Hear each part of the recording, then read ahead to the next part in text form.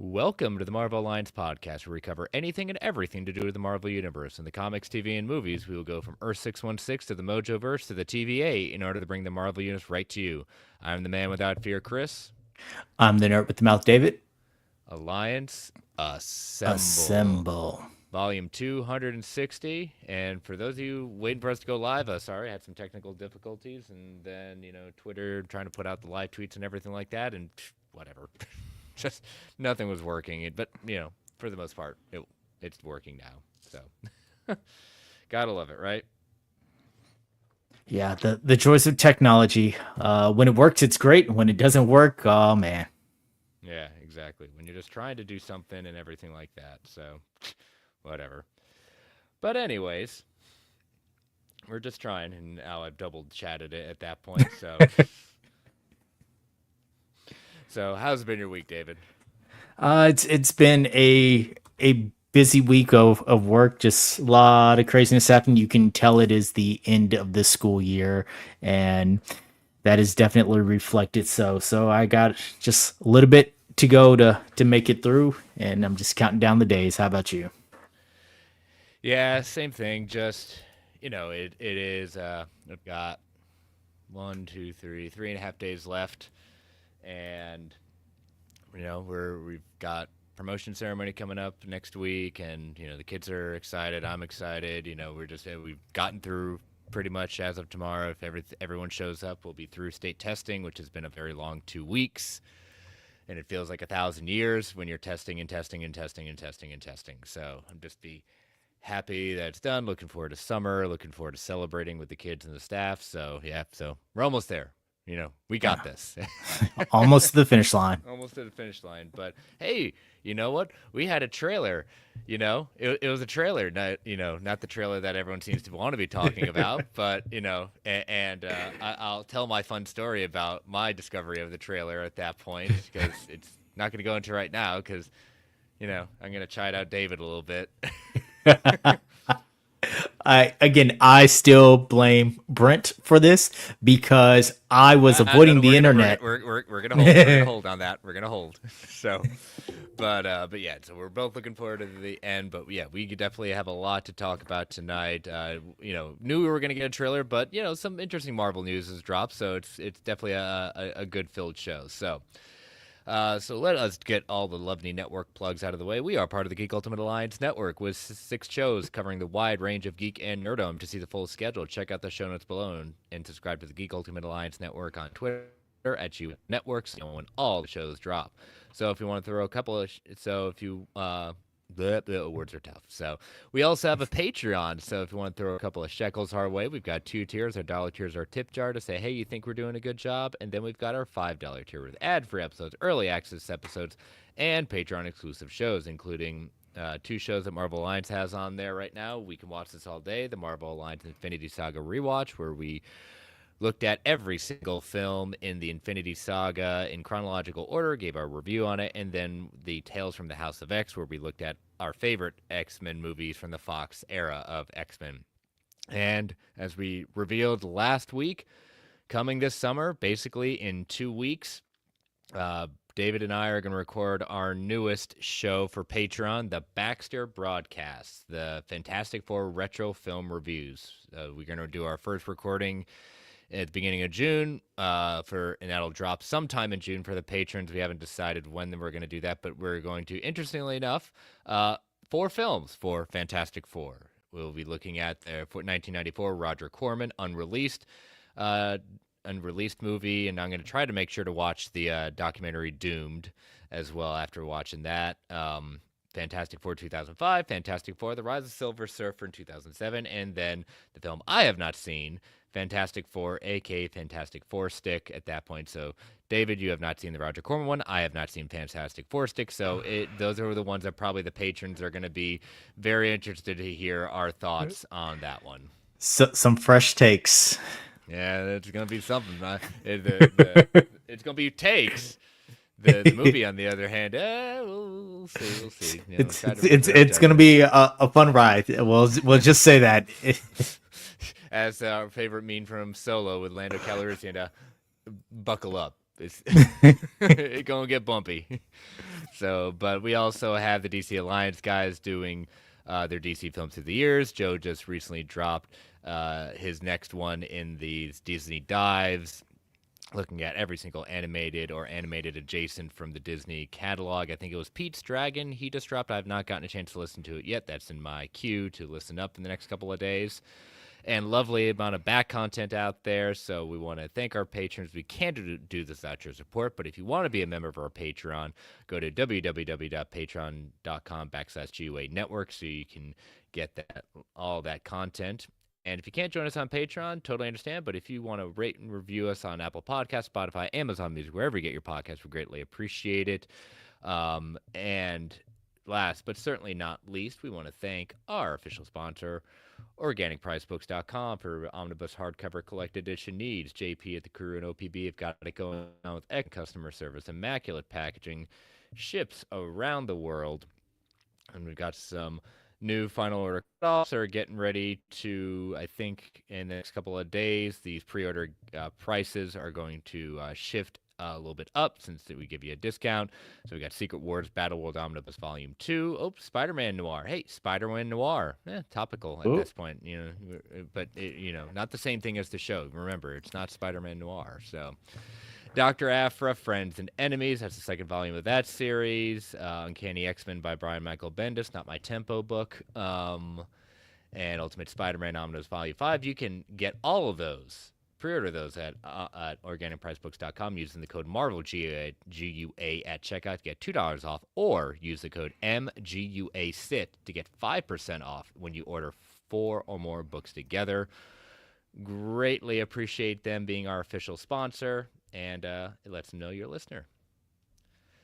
All right, so let's cue that off, remove that, and so yeah, we have the Ironheart trailer. So let's talk about this, David, before we get into it. My job these days doesn't, I don't get as much time to look anymore until towards the end of the day on things that are going on, but I do know when certain things coming out. So we had gotten word that Disney was going to put out the new Ironheart trailer on Wednesday, which is the same day that the Superman trailer was going to release. They all were, and it's like, why are they going to do this at that point? Do they want, we already have feelings that this is a show that's been in the can for a while, reshoots and everything like that. And, it's just like, why are they going to do something like this? Why are you going to try to compete with Superman? Even if you release it before, why are you going to do something like that? And so I didn't see it pop off in our group chat. And so I put in our Marvel because technically it didn't. Well, it didn't. I wasn't wrong, and I didn't even bother checking to see it had, because when I got to check on the socials, I hadn't seen really hide nor hair of it because everything was dominated by Superman. Which, again, I'm not trying to pit Superman and Ironheart against each other. It's completely different things at that point. But Superman, for all intents and purposes, should be the lead going in. All right. So I put in our Marvel chat with that you, Travis, and Brent and I have together, and I said, hey, I guess Disney and Marvel were not as dumb as we thought and decided not to go today. Travis said, question mark. They did do it. They did do it before. And I was like, when? No one put it in the chat. And he said, yep, no one put it in the chat. No one put it in the Discord group. And I was like, you all are terrible at this point. I don't blame Brent. I will not blame Brent. I'll blame Travis and you, David. And I forgive Travis. I won't forgive you. So, in my defense, I had to avoid the internet for 2 hours because when this dropped. Now, here's my problem with this. Marvel, look at me. Follow me to camera 1 here. We knew what time Superman was releasing. For you to release this before was a very tactical mistake. You should have released this after, because the minute Superman released, day before or day after, you became nothing. Ineffectually, just you were erased by the Superman trailers. So for you to release this basically not even on the dot, but like an hour and 40 minutes before, at the weirdest time ever. Yeah. there was no hype to do it. So when it released, Brent wasn't available, so I said that I was going to wait. Brent said I could go ahead and watch it without him. I said, no, no, no. I've been married before. I know this trick. I watch it and then I get scolded. So I'm not doing that. So I had waited 2 hours to watch this, which then took it out of my mind to go in and say, hey, the trailer dropped. Because at that point, I was avoiding the internet until Brent was available. Excuses, excuses, excuses. It truly is. Yeah, they did it on purpose. Again, we can have all the theories in the world. I don't think they were bullied into this. I don't feel that they cared enough to do this. Because, I mean, they have strategically placed trailers at different points, like when they release it, how they release it at that point. This says to me, we don't care about this show enough. We don't necessarily we accept the fact that it's not going to gain traction. So we're just going to put it out the same day a bigger trailer is going to do and bury it. No one's really going to talk about it. And I'm just like, as I'll point out, um, it's yes, Ironheart is not in the same league as Superman. It's not in Lexicon, but you want to at least try to get some sort of the. I mean, yeah, it was trending at number 2, but again, I'm gonna go to like enough people that are in our circles at that point and said, "Hey, did you see the new Ironheart trailer?" Most of them would probably say, "What? It Yeah. dropped?" And yeah, as Julia says, it's part of the Bob Chapek era. Again, I'm not one of these people that thinks that the Ironheart show shouldn't exist or who asked for this. I was excited about that because I do like the character in the comics. I think Riri Williams is an awesome character, and there's traction for it. I enjoyed the character in Wakanda Forever. Again, I'm excited for this. But as a company, when you're doing things like this and you put it out when something else is bigger coming out, that doesn't signal your big support behind it. And if I were Ryan Coogler, and if I were people that had poured their heart and souls into putting this project together, I'd be kind of ticked. You know? I definitely agree. I would feel some type of way if this was, this big vehicle that I've been waiting on, this huge thing. Like if you're Dominic Thorne and this is your moment to stand on your own, and then they completely bury it behind what is probably going to be the biggest movie of the summer. And you are number 2 trending, but it is a distant number 2. Mm-hmm. So, anyways, that I figured fun story. Give our kind of opinions about what's necessarily going on. Um, but yeah, so let's break this down again.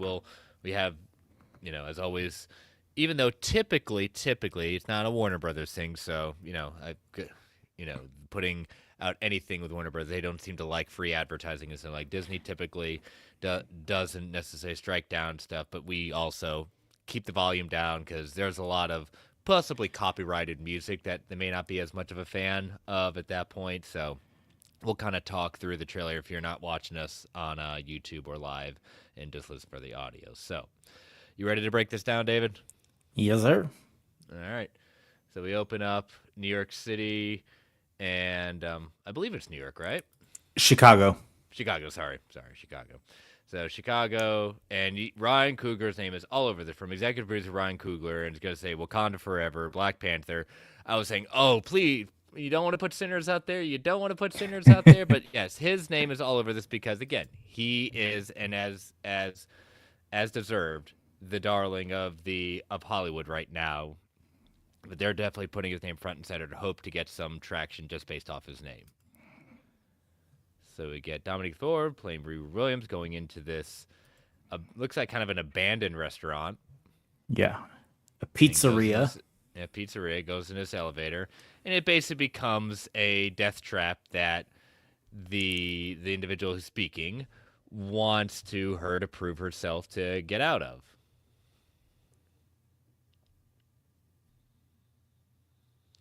So the air is filling up. Is trying to basically kill her and say, "What is this? It's a test. You're a genius. Get yourself out of this." You know. Yeah.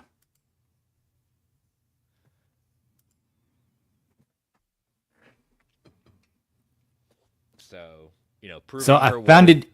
I found Go it ahead. interesting that she's given instructions on what to do, and she goes a different direction to figure out a way out of this. The instructions were underneath this, there's a gift. If you can figure out how to open it, there's a gas mask inside, and she decides to Hmm. take another route and show off her not only genius, but also her ingenuity. Exactly.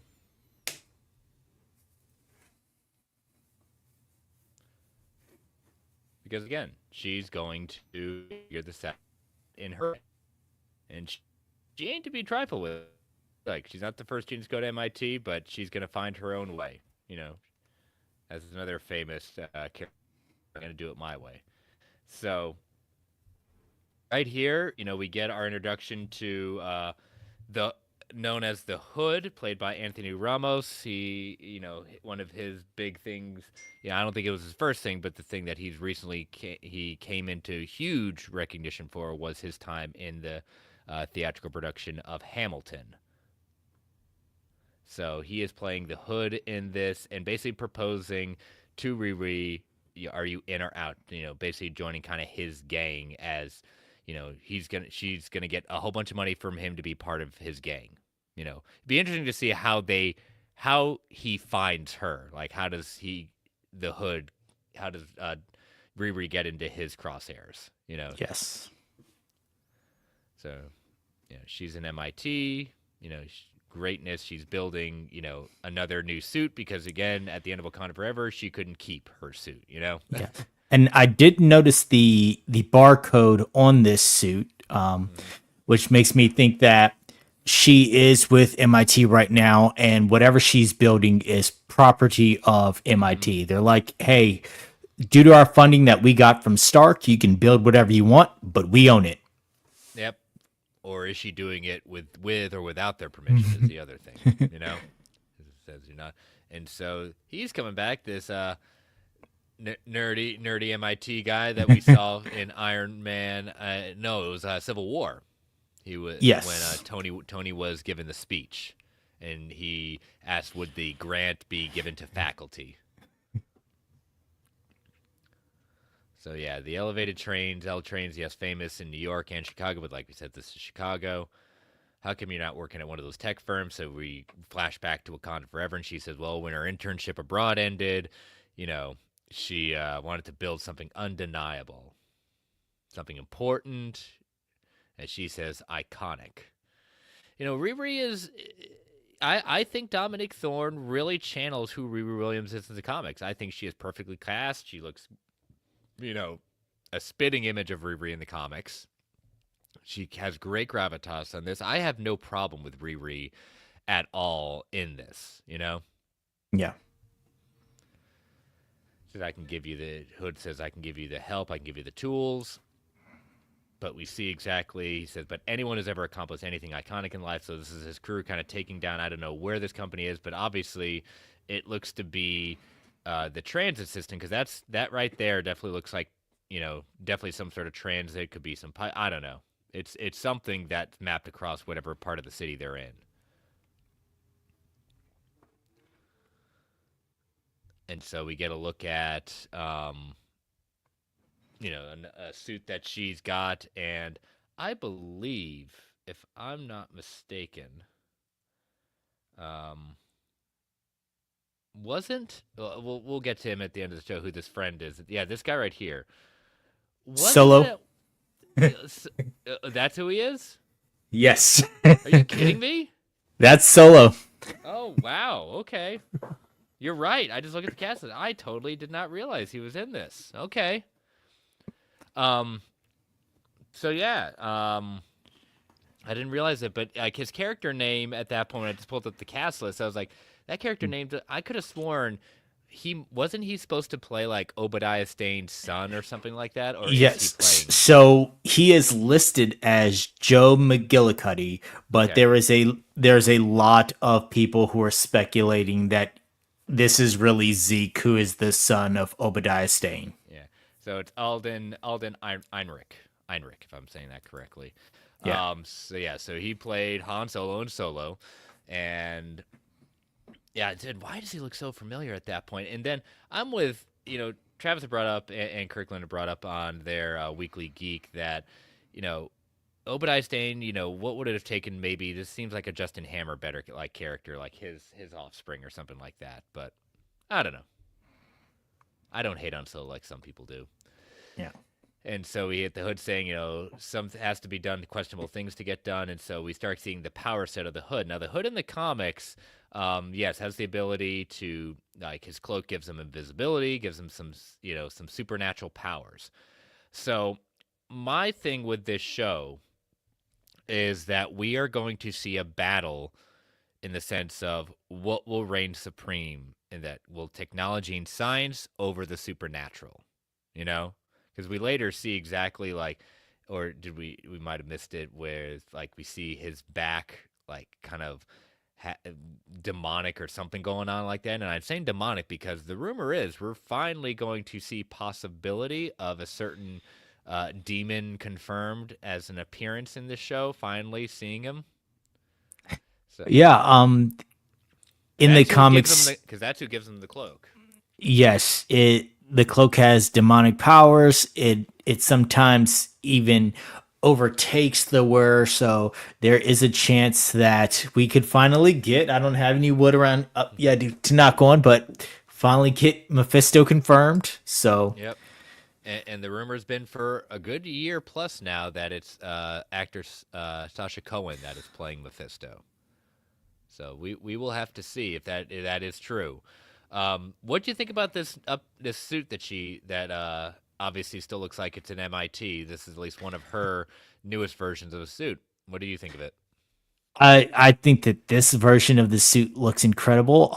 We've seen throughout this trailer, we see I think at least three different versions of the suit. So yeah, I'm guessing that this is the MIT. We own this now. Considering if you know anything about MIT, it is nowhere near Chicago. So Yep. um, and the fact that she's looking for money and things like that suggests that she is no longer with MIT and they kept everything of hers. Excuse me. I like how she refers to her time in Wakanda as her study abroad program. And so there's a chance that, yes, she goes to rebuild because when she left Wakanda, they did not let her keep any of the tech that she helped create and work on in Wakanda. They made her leave all that behind. So my guess is that when she got back to MIT, she tried to recreate everything herself. Exactly. So, but she's gonna use it. We see it, and she wants to. She again in the comics, she becomes who she becomes in the sense of like you know, Ironheart after Tony Stark is basically brain dead, you know, and she has like a Tony becomes kind of her Jarvis. His consciousness becomes her Jarvis in many ways. So maybe a future comic book club we can maybe look at maybe the first arc or two of Ironheart. So yeah, so this is what I talk about. We get kind of his back getting all gnarly with the hood on him, you know? Maybe his penance for dealing with Mephisto. So yeah, he's always in the comics definitely dual wielding some guns, and that bullet definitely looks like it's being not necessarily your typical bullet.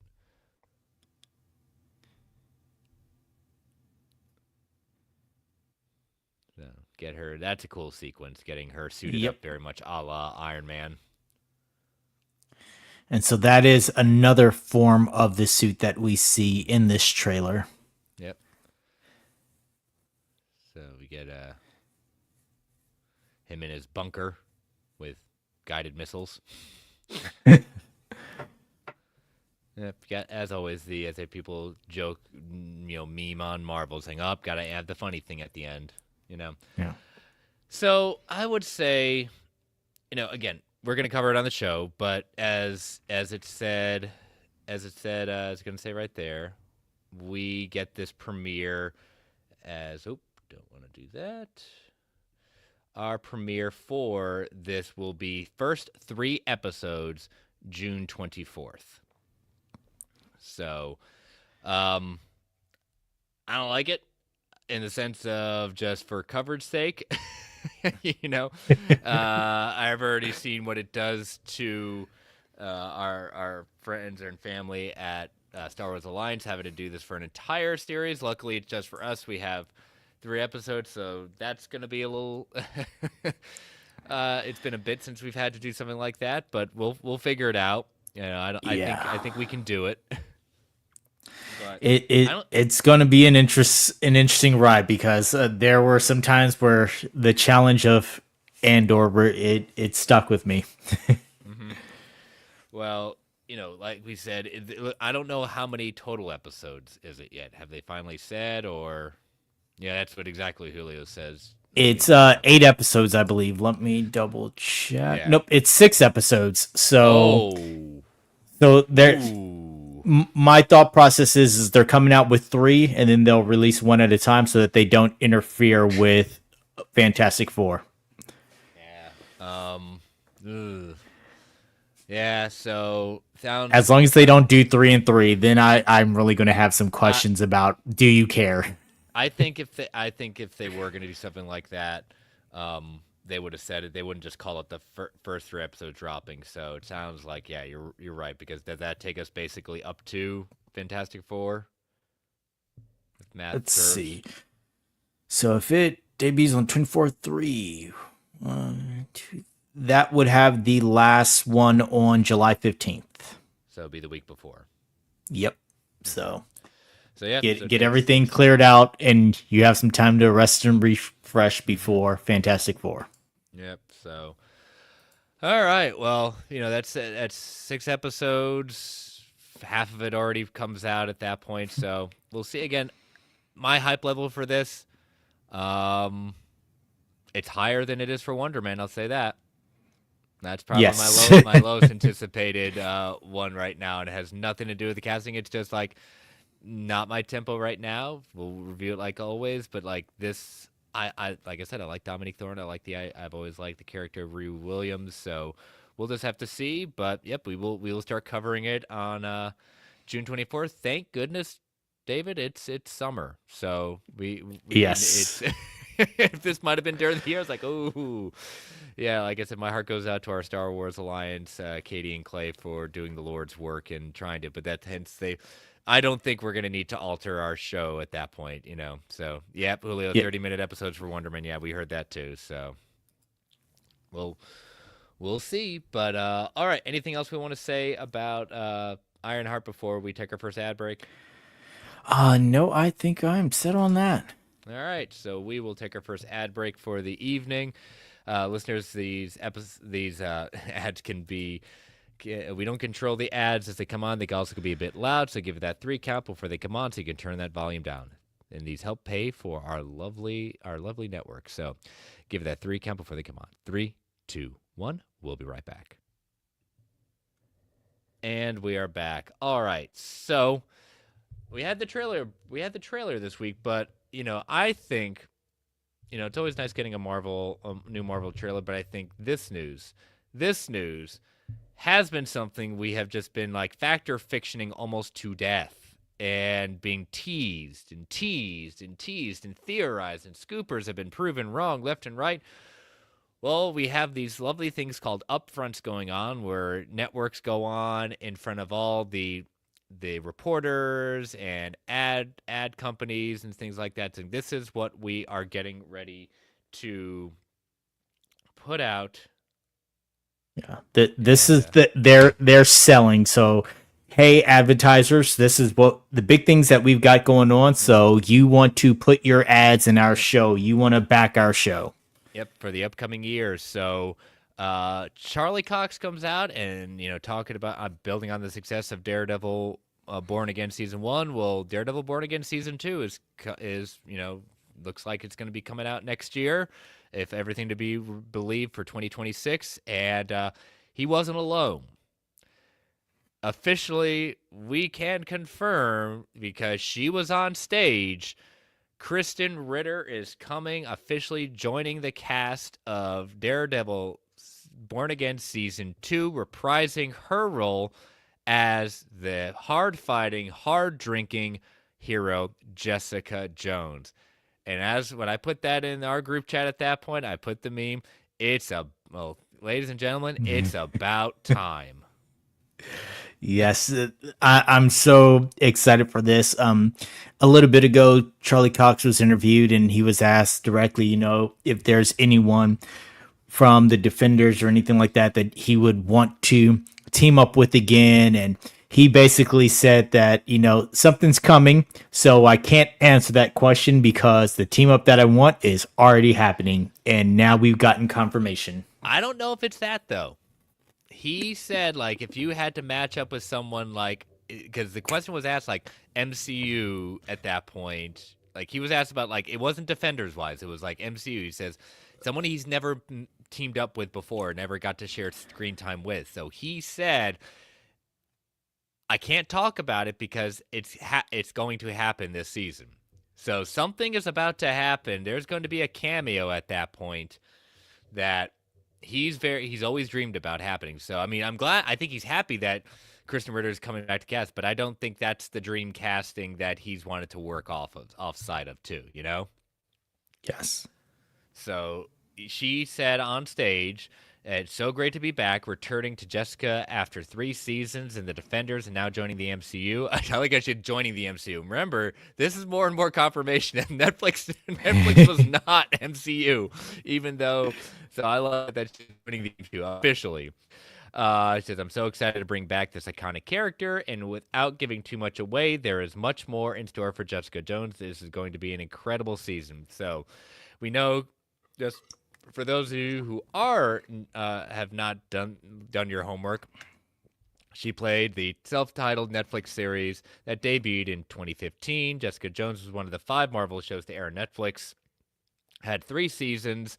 I think you and I both can agree that the first season is by far the best, by far in the way, and can be counted among the best of the Marvel Netflix shows. That first season, next to Punisher, next to Daredevil, that first season, her acting opposite of David Tennant as Kilgrave, the Purple Man, that is some serious, amazing television and gut wrenching television that we have seen, and I'm so happy because Krysten Ritter, she just embodies that character so well. I'm so happy she's coming back.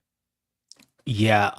Her season 1 was just simply amazing. The entire cast was simply amazing.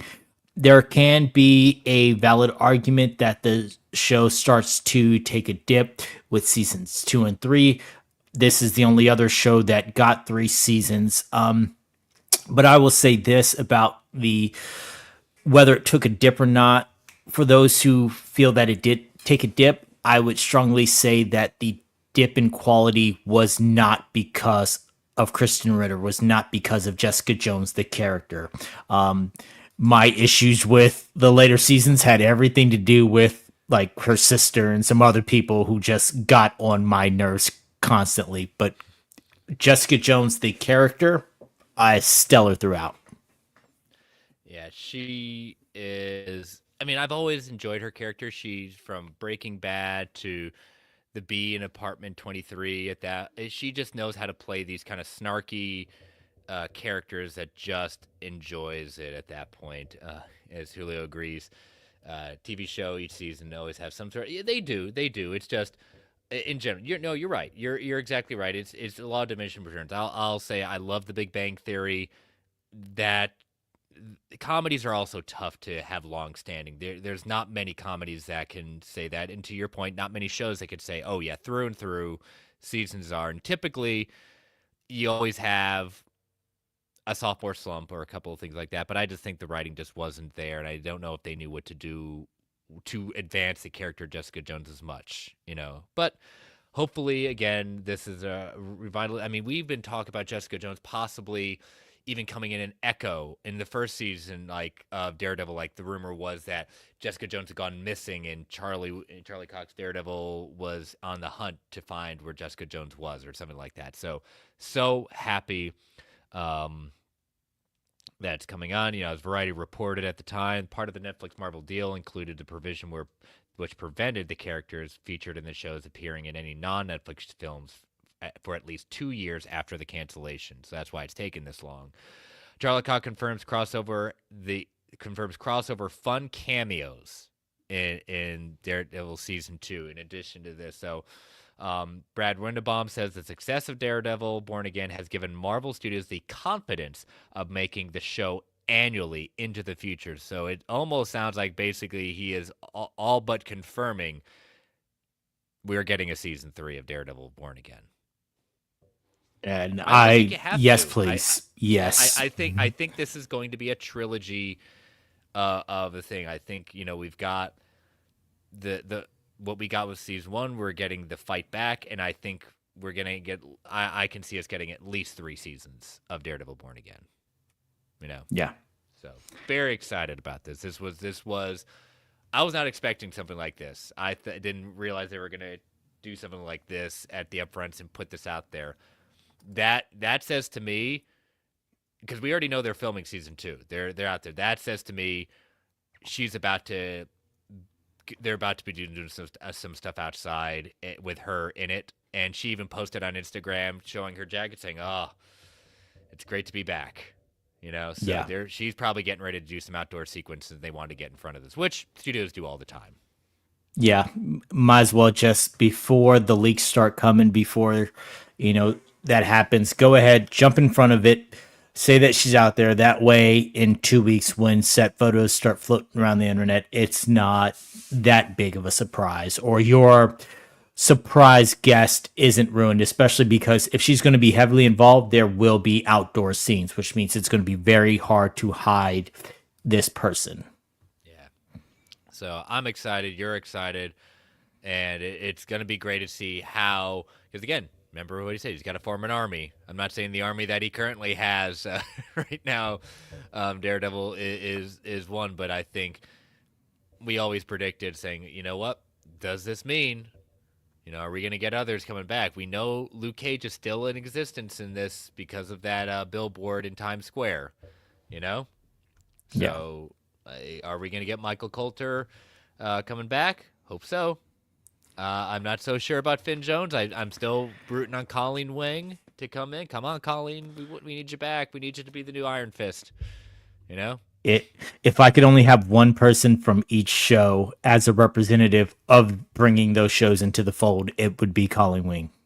Yep. So, but again, I think that last season of Iron Fist was definitely a major step up from the first season. I will at least give the show credit where credit is due. Yeah. But all right, so our next discussion point is a little thing called Spider-Man Noir. Or no, excuse me, Spider Noir. I did it again. Spider Noir. Don't say the man. Don't. I know, yeah. We're going to talk about that. We're definitely going to talk about that. So let me pull this up because I forgot to put it in the screen. Give me a second as we get this squared away.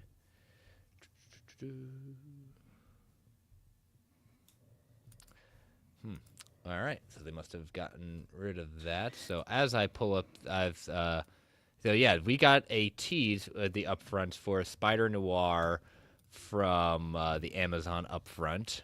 Let me see if I can pull that back up here. Do they still have it? Yep. Okay, there we go. Had to find it. All right. Got this pulled up. So yeah, this is called Spider Noir. It is going to be on Amazon. All right. So let's see this quick little teaser that they had at the upfronts. So you see the spider walking. It's all black and white, very much of the noir style. Little, femme fatale, night singer, spiders, the spider all around. This guy with a hand of spiders. Is this Nick Cage? Yes, it is. This is Nick Cage. We get a cool fight sequence. That is cool. The light eyes, as it were. Is coming up behind him. called Spider Noir. Going to be coming in 2026 on Amazon. So this is coming from the Prime Video, our first look at Spider Noir. New live action series starring Nicolas Cage coming 2026 in both black and white and color. So it looks like they're going to be putting out two versions of the episodes, one in black and white, one in color. Will I be watching both? I will probably do it both for the first episode, and then more than likely, since I am a huge fan of the noir comics, noir novels, noir film, I am probably going to dedicate myself to watching it in black and white as intended, because that is what it is. Yeah. I still haven't seen Werewolf by Night in color because I have not either. I thought it was brilliantly filmed where it was. I didn't need to see it in color. I'm glad it's out there for those that want it. I don't have the need to see it because it's just doesn't. I just don't think it's going to hit the same as a. But again, I like it that they give the option. I get it. Totally understand. But Yeah, what was your feelings about this? I to your point, I get the giving people the option because there's some who will be turned off by the black and white, but I'm with you. That's the way that it is intended. That's what gives it the noir feel. And so that is the version that I will watch. I will, when this drops, if they drop both versions of episode one at the same time, I will watch the black and white first, followed by the true and color version. And then after that, I will probably never watch any of the other episodes in color because, again, that is not what this show and what this character is supposed to represent. Outside of that, I freaking love the glowing goggles. Spectacular, just amazing. Yep, we still don't know who what they're gonna name. They have no name for this character in the cast list. This is Nicolas Cage playing Spider Noir. No name, no nothing at this point. I'm gonna leave it at that because I do have some fact or fictions along with this. They are not calling it Spider-Man Noir, which leads me to believe that there is definitely something with rights going on with Sony and how they use this at this point. So Sony going to be Sony, and it's got to be tied to some of their stuff that they've talked about with Marvel Studios. I think this has a very good chance. I'm hoping it's going to do well. I love Nick Cage. I love this renaissance we're in with Nick Cage and he gets to keep playing the character that he's does a great job voicing in the Spider-Verse movies.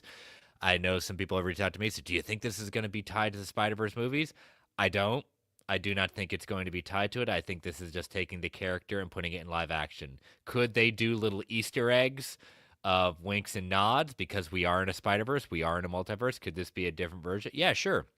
Would I love it if it's going to be tied exactly to the films? It would be great, but I just don't see Sony. If that's a Sony animated film, I don't see them necessarily just fully giving up and not trying to control it in that way. I think this is just using the character for live action purposes that Nicolas Cage obviously gets to continue on doing.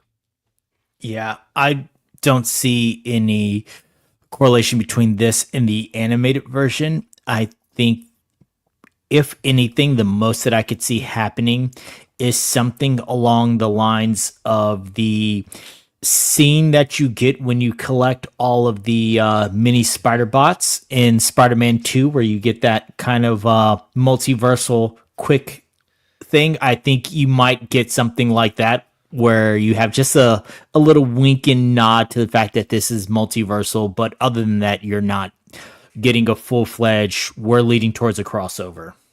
Now, I'm not going to go on a rant here or anything. You mentioned those spider bots at that point.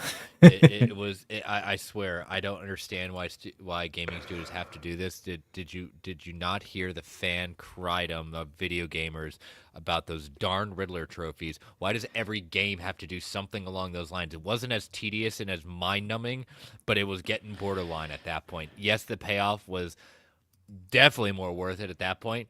Stop doing that. No, there are not many people who like it. Majority of us don't like it. Gaming studios, please stop doing that. I am a self-professed side quest just aficionado. The minute I you am open too. up an an open world game, I am done with the main mission until I can do as much. But these side Yep. quests are just, they're so tedious. They're there for no reason.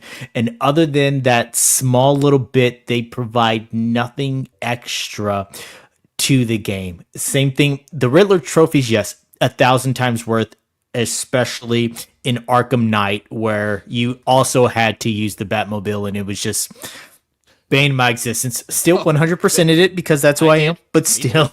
Me too. But it infuriated me to no end. And the same thing with the spider bots. I'm like, why am I constantly having to go through all of this for something that has so very small payoff? It was a cool little moment, but it was not worth the investment. Yeah, it's again side tangent on that point. I'm hey, I'm glad to find another brethren that's saying I do the main mission, but when after the main mission starts, if I see a bunch of side quests, I'm gonna do those because again, I like going on that path. And some people say, oh, you should do the main missions. No, no, no, I want to get the full picture of everything, and it pays off. That's at least how I Yeah. play. So, but yep, I'm there. 2026, we're gonna be reviewing it as well. Again, it's this will be our first kind of is it gonna be? I think our first kind of Marvel. It's gonna be our first kind of Marvel-esque show, not on Disney, not on Disney Plus. So this ought to be um, very entertaining because I know I can't. I don't think we did. I think I think I talked about the Modoc show on Hulu, just as a general sense. I don't think I was anything but Hulu. Disney Plus was kind of adjacent at that point. But yeah, Yeah. this is gonna be interesting. I have hopes, especially the way this trailer looked. Please don't break my heart. Please don't. No. And So I have hope that Nicolas Cage is going to have fun with this and make it something worth viewing. yeah. So all right. So our last story is kind of in rumor mill territory. So if you don't want to, you know, hear about these rumors and ideas for possibly Spider-Man Brand New Day. What do you say, David? Like a little less than 5 minutes, so we're in possible spoiler territory, but it's something to discuss that's interesting.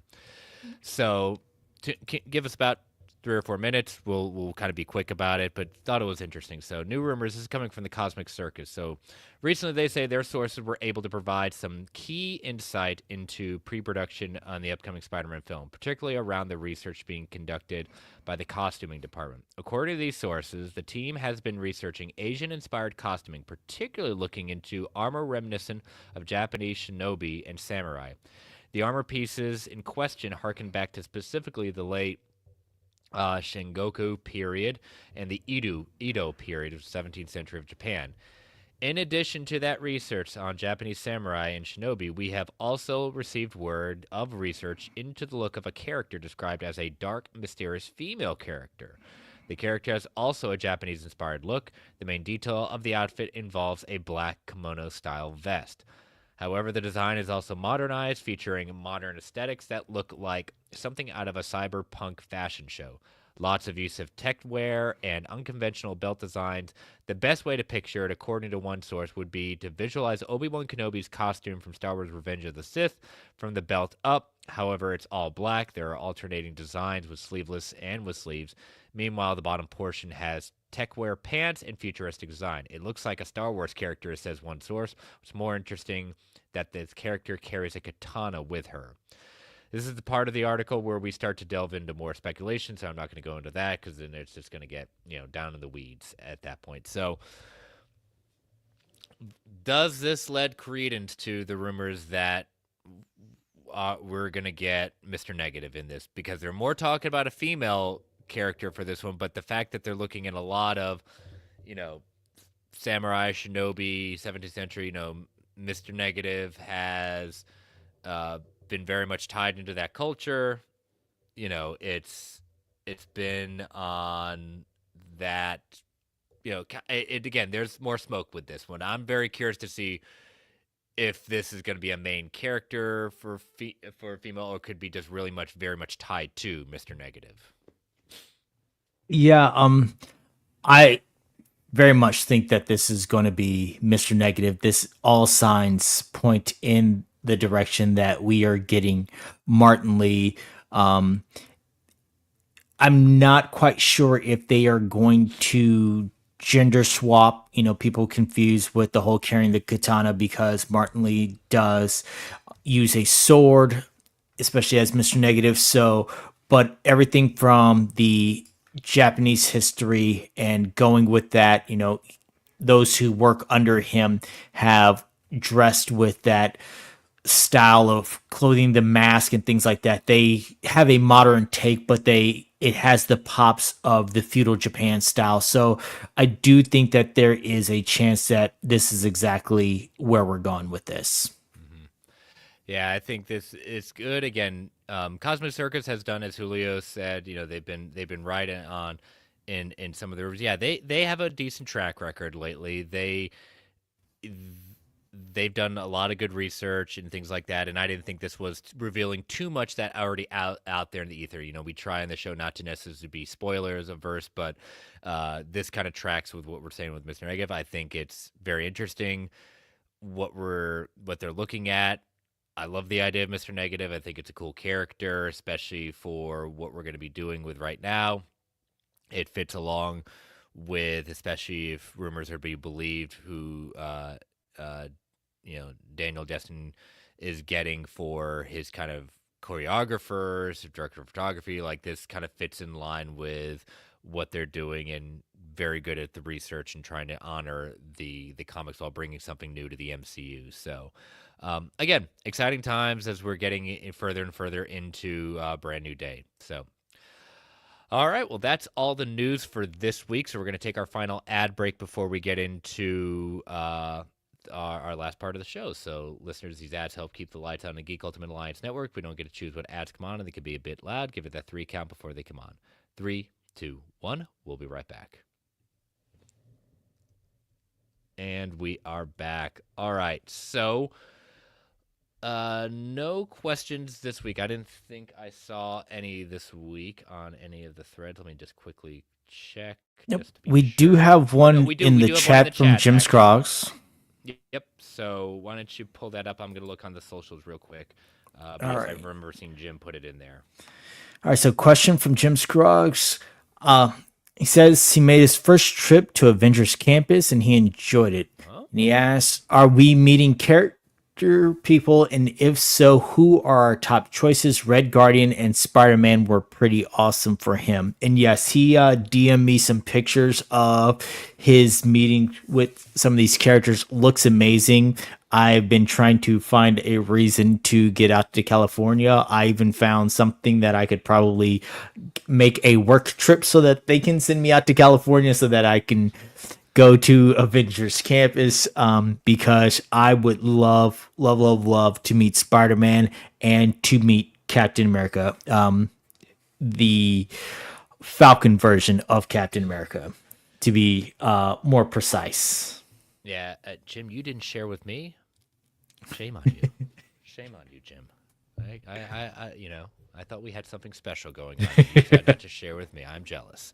Um, yeah, I've been out to California, but I have not been out there to Disneyland since Avengers Campus was built. So maybe one day at that point, I'm with you. I would love to see uh, Iron Man. Just seeing Iron Man at that point, but to your point, Sam Wilson, Captain America would be really cool. Spider Man would be really cool. But yeah, I'm a huge Iron Man fan in that right. So love to see a Spider Man, Captain, like anyone. But yeah, Falcon, Captain, just to see that suit, because I think it's one of the coolest designs at that point, and just seeing Iron Man. Those would be my two. Yeah.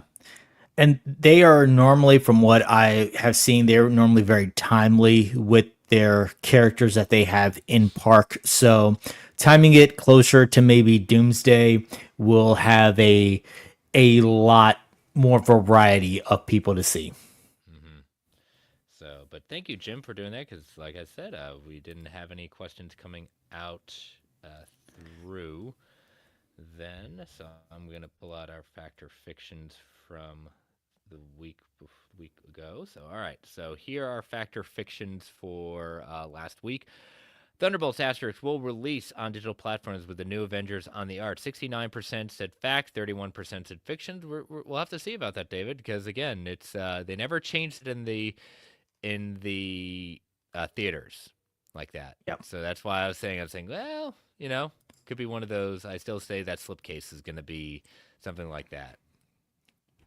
So I'm definitely anxious to see how they put it out there. Yeah. Your number 2, Captain America's Avengers and New Avengers will have a face-off in Avengers Doomsday. 86% said fact, 14% said fiction. I was definitely fact on that. And then Ironheart will also have an Avengers Doomsday lead-in. Sorry, this one it's close, but not necessarily. 47% said fact, 53% said fiction. You know what? A week ago, I felt more strongly about it than I do after the past 24 hours. So, but we'll see. We'll see. So, all right. This week is my turn. So we'll start with Spider-Man Noir. Number 1, they will not refer to Nick Cage's character in the show as Spider-Man in Spider Noir. I'm definitely going fact on that. I think that there is a very specific reason why they're calling this Spider-Man Noir. I have a feeling that he may be Spider Noir. I have a feeling he may be referred to as the Spider or something else, but we're not getting the full name. Yeah, I'm with you on that one. I think this was low hanging fruit, and I said I'll take it at that point. All right, so the next one's a little more not low hanging fruit. So, Ironheart will only appear in one more project before the end of Phase 6. So Dominic Thorne will make one more appearance as Ironheart before the end of Phase 6. So her show will not be the only time we see her.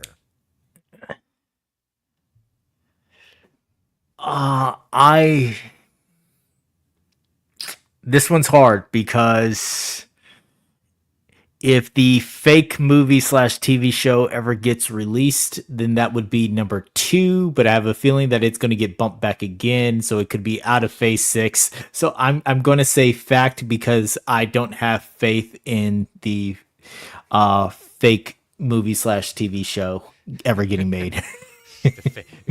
Go deeper on this because I'm like, which one are you talking about now? At this point, I am talking about Armor Wars. I could see her appearing in that, but I do not think that movie's ever / TV show is ever going to come to fruition.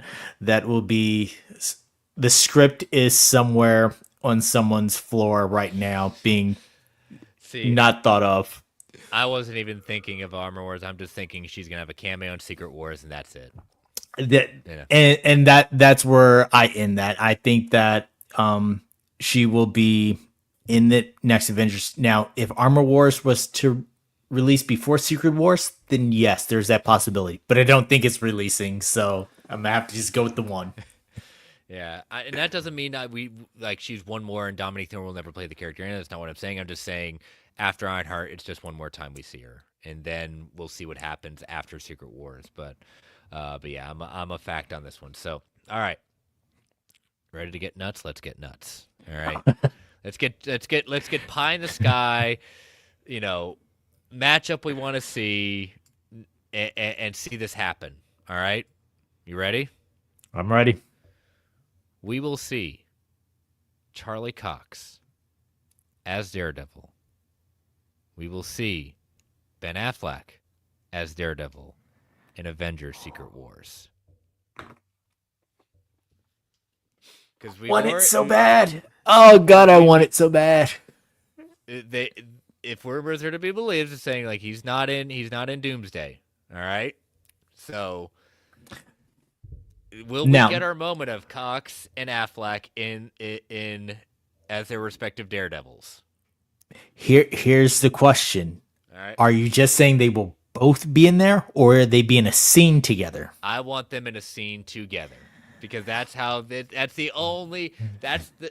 they like. Again, we don't want to see Tobey Maguire and Hugh Jackman separated. We want to see them in a scene together. Great to have them there. but we'd like to see them together. They're two pillars of their respective era of the MCU. I want to see Charlie Cox, Ben Affleck together. That's what I want to see. I'm not saying if it's gonna be fact or I'm not saying that that means fact for me. I'm just saying this is a dream. Charlie Cox and Ben Affleck as their respective Daredevils in Avengers: Secret Wars.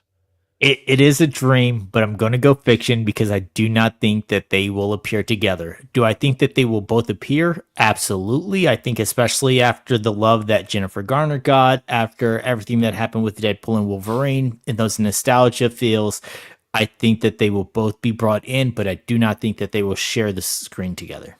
And supposedly, if rumors are to be believed, they were very close to having Ben Affleck appear in just something they couldn't come to terms, schedules couldn't work out, and that's how that one fell through, if rumors are to be believed. I will put this very specifically in the question because that's not how it's written, but I will write it specifically as together on screen together because I am also fiction on this. The heart wants it. But I don't see it. But I'll tell you what, if this is something that they are cooking up that they don't tell us about and they keep it a secret, oh my God. It's going to be, I'll be like, oh, it's happening. It's Theaters happening. will blow up if this happens. Yeah. So it'll be cool if it happens. So, but yeah, I'm a fiction, but the heart wants it. So, all right. I will post those as usual on Sunday afternoon. So make sure your voices are heard on that. And Comic Book Club, we are still on our hiatus, but the hiatus is coming to an end. Fifth of Jack Gaming, I know you're listening or watching or whatever you are. And those of you who do enjoy our comic book clubs at that point, we appreciate your patience. As we said, David and I work in respective education at this point. This is a tough time of the year to get any kind of reading done. But that time, our time is coming back to get some enjoyment reading. And so what we're going to be changing up right now, not saying we haven't enjoyed doing the listener choices at this point, but I think it's just easier for us just to kind of, there's so much out there, and we're open to taking suggestions. So if you want to DM us and things like that to put us in the rotation, right now David and I just think let's just from here on out kind of choose. But if you all listeners want to make suggestions to DMS, figure out a way, we'll put it in the rotation and consideration at this point. But and David had a great idea with this one. And I've been meaning to give this one a second chance because, so with Fantastic Four coming, David, why don't you go on? What have you suggested, and what we're going to move forward with Comic Book Club for our upcoming one? We'll let you know when we're going to start it too. All right. So next up on Comic Book Club will be Fantastic Four Life Story. Now, this is a 6-issue run by Mark Russell, and it is kind of a different take. So it is an exploration of their life as they age in real time. So each issue is basically a 10-year gap. So you start off in the 60s, which is very on point for where the upcoming Fantastic Four is, and we explore as they continue to progress. So each episode we will progress in real time with the Fantastic Four. We'll see the years pass and struggle to find where the Fantastic Four are as the world is changing around them. Sue fights for social issues. Reed becomes increasingly obsessed with preparing for the prophesized arrival of Galactus. And we will it's a good way to just follow them through with Fantastic Four, the movie coming up. It is a great way to just kind of set ourselves up for that jump from here we are in this nostalgic 60s to here we are in a uptime with us. So I think it will be a good run. I think we'll kind of fit through. It's been a while since I've dived into this. And I remember just reading it because it was suggested at the time a couple of years ago. Someone was like, hey, this is good. It's quick. It's fun. Take a look at it. And so, like I said, I think this will fit in really good with Fantastic Four coming up soon. Yeah, I thought it was a good suggestion, so I was game for it. It's on brand in 6 issues at this point. It'll take us to, right around the time, depending on upcoming thing that you might be not here for a week. I know I won't be here for the week before Fantastic Four, so we might be able to finish it either right before, right after at that point. So it's good timing. It'll be good. We won't have to go too far after Fantastic Four, too far before, with the 6 issues. This is a follow up series because Chip Zdarsky had done Spider-Man Life Story, which I consider to be one of the greatest, and it says a lot, one of the greatest Spider-Man stories of all time. It's the same kind, so it's based off of the concept that he put forward in the sense of Spider-Man going through real time, in the sense of aging through the decades. Um, I adore that series. There are so many different ways they bring history and characters that have been throughout Spider-Man through real time. I love it. I adore it. I highly recommend it. If you've never read Spider-Man Life Story, do it. It'll break your heart at different points and have you in tears at the end just because of how well it is written.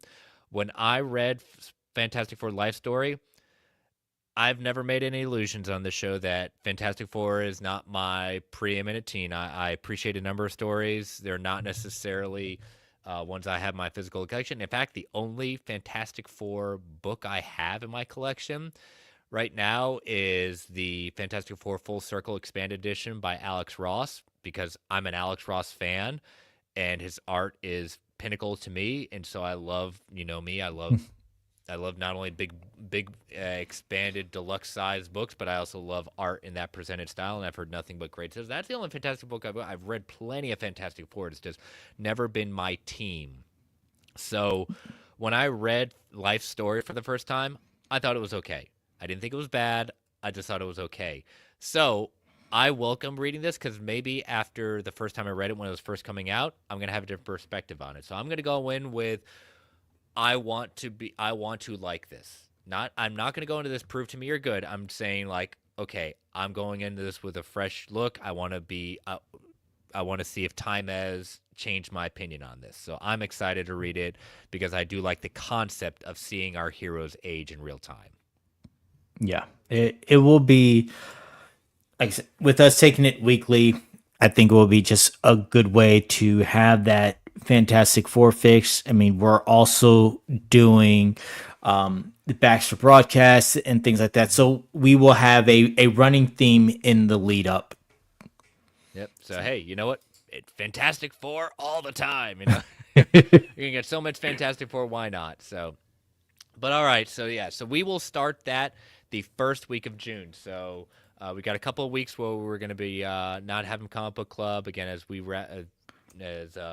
David and I wrap up our respective real life jobs in the education world, and we're excited to do this. So the first week of June, we will start our comic book club back up again with Fantastic Four Life Story, issue number 1. Again, you can find it on Marvel Unlimited at that point if you don't own it in physical or anything like that. So check that out. Again, written by Mark Russell and Sean Azoxy on art. All right, and so we bring us into a close of volume 260 of Marvel Alliance. So, as always, we want to thank our official sponsor, OrganicPriceBooks.com, for omnibus hardcover collecting needs. Use that code MarvelGU at checkout to get $2 off every single order, or use that code MGUASIT to get 5% off when you order 4 or more books together. David, tell people how they can follow you. You can follow me on all socials at The Phantom. You can follow me as part of the Geekverse Network on our wrestling show, The Gimmick. We actually have a show coming up. We have 2 shows coming up this weekend. We have something on Saturday and Sunday. So we're going to have a review of recent wrestling events, so more on John Cena's heel turn. We're also going to work on our stream for My GM mode. If you've been following our uploads, we've split up.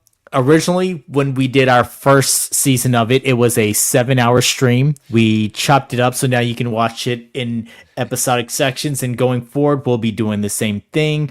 So we'll be doing my GM stream on Sunday. It's going to be fun. It's the first part of season 2, and since there's been some downloads and new characters, it's going to be interesting who steals from who and going on from there. We've got more show. We have Money in the Bank predictions at the end of the month. some more draft shakeup. So we've got a lot of things coming. I think we've got in the next month about 4 or 5 episodes lined up. Nice. So yeah, it's going to be a busy time. So you guys will be seeing my face a lot between Marvel and wrestling. I'm here for all of it. Now, like I said, you guys keep me in the loop with all the wrestling stuff. I see it I watch stuff and recaps on TikTok. I just don't watch live anymore for one reason or another. But I do enjoy you guys keep me up to date, and you guys do a very good show. You, S Bubs, and Travis. So I'm glad after all these years when Travis is always like, man, I don't know if I'm gonna get this to work. I'm glad it is because I do enjoy it when you all get together. So check it out at that point. If you're a fan of wrestling, I highly recommend your all show. But yeah, you can catch me on all the socials at Chris Balga. You can also catch me every Saturday on the Brave and the Boys YouTube channel as we do our Organic Price Books weekly buyer's guide. And I want to do a plug if you have not checked out Brave and the Boys channel. My co-host Jake got his second sit-down interview with Tom King this week. And it was actually technically time recording. It was last night, and another conversation, as I've illustrious now called it, the King conversation, King on K at that point.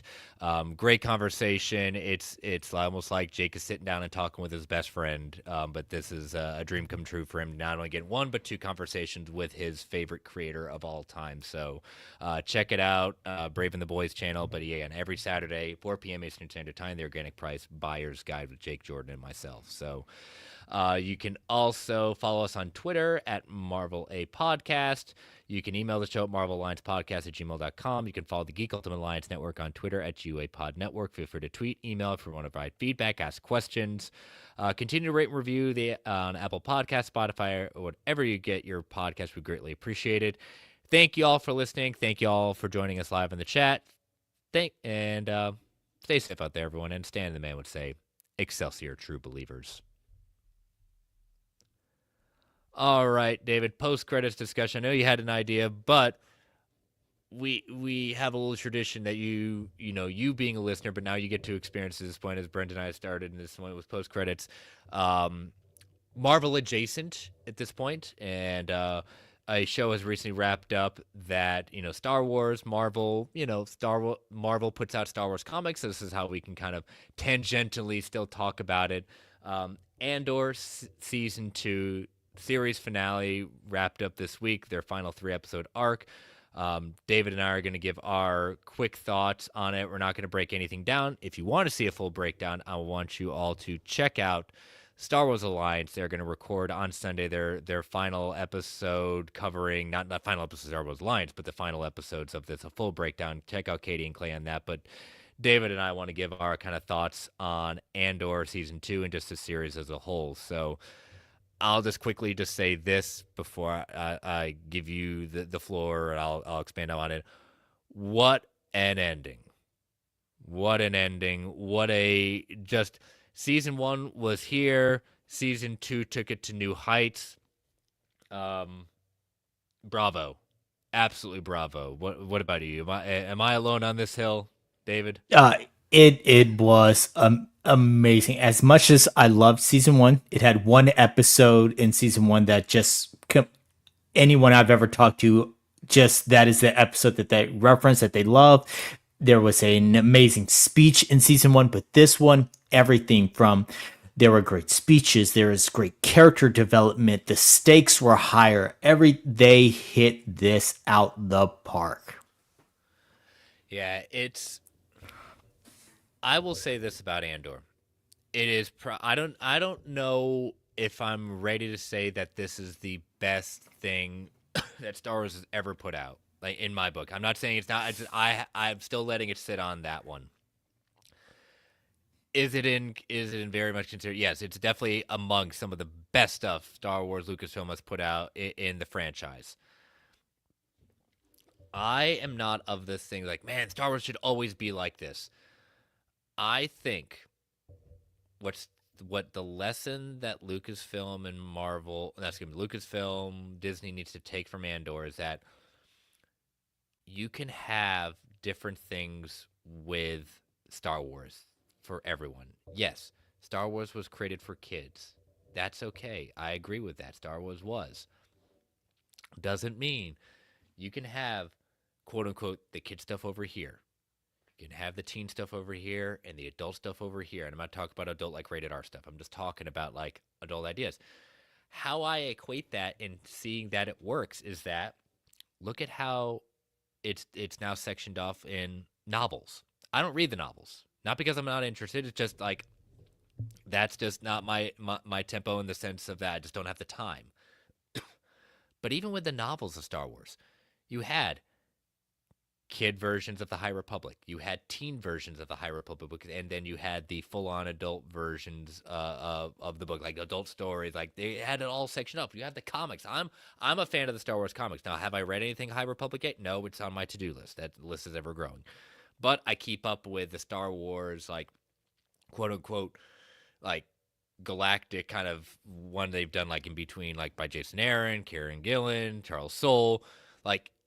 I want them to take the lesson that you can have the Dave Filoni side of Star Wars. You can have the Tony Gilroy, which I don't know if he's ever gonna come back to this in that point, but I want them to take the lessons in the sense of like, this is what you can do. You don't have to go full and say Star Wars is only going to be like Andor. I don't want that necessarily. I don't want everything to be Dave Filoni's side of it. I think you can have a little bit of everything, and everyone can find something in Star Wars to like. If you don't care much for Andor, that's fine. Guess what? You like it. You have it all over here.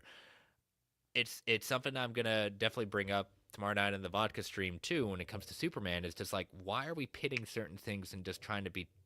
Fans are always tribalistic, but that's what I want Star Wars to start understanding, is that this is proof of concept that you can have great Star Wars as adult thing, and you can also have fun with the other side of it too. Have the kid stuff and the teen stuff. Like, there's something for everyone. It does not have to be one size fits all. Yeah, I definitely agree. My kids have grown up on Star Wars. Their room up until recently was Mm-hmm. all Star Wars everything. Like we are a Star Wars Lego household. Like we love Star Wars. We love playing with lightsabers. You can have that aspect, but then a show like this that comes along, and I mean, I felt something when there were certain characters' deaths. Mm-hmm. That happened. There were two in particular that like I felt for these characters, and I was like, oh my. Shout out to Kyle Solar, who made Cyril into somebody I actually at the end of it was like, huh. I he went from sniveling this guy annoys me to I'm invested in this character. Ben Mendelsohn, when he is on screen, is just magnetic. Like, Mm-hmm. especially in the last episode, he had a moment with Deidre, and I was like, I I would piss my pants if I was in this scene. Like, I don't know how anyone is holding it together. Like, everything about this was it was an incredible step up, and they knocked this out the park. Yeah, every single character, Mon Mothma, She had an she. incredible speech. Oh Incredible. yeah, the speech that we only heard portions of in Rebels. We see the full speech, and it's just like the show may be titled Andor, but I loved the idea that this was an ensemble cast that looked at the formation of the rebellion. Yes, this was a show we already knew, and some of these characters we've grown up like what their fates were. Yeah. This was a show that proved the journey of understanding how we got to this point.